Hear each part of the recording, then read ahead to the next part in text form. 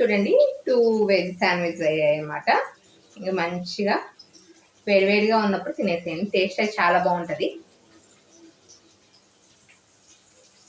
ఇంకా ప్రాసెస్ చూసేద్దాం. ఒక బాండి తీసుకుని దాంట్లోకి 2 స్పూన్స్ నెయ్యి వేసుకున్నాను అనమాట. నెయ్యి కూడా చాలా హెల్త్కి మంచిది కదా, అందుకని తీసుకున్నాను. నెక్స్ట్ ఒక ఆనియన్ ఒక హాఫ్ తీసుకున్నాను. క్యారెట్లో కూడా ఒక హాఫ్ తీసుకున్నాను అనమాట. టమాటా ఒక హాఫ్.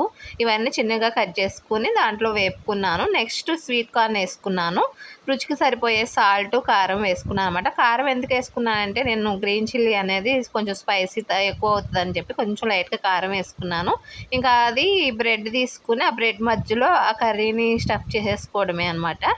మనకి మీడియం ఫ్లేమ్లో మనం రోస్ట్ చేసుకోవాలి బ్రెడ్ని. పైన లైట్గా కొంచెం గీ అప్లై చేసేసాను. మీరు కూడా తప్పకుండా ఈ ప్రాసెస్ ట్రై చేయండి. హెల్త్కి కూడా చాలా మంచిది. డైట్ వాళ్ళకైతే చాలా పర్ఫెక్ట్ అనమాట ఇది.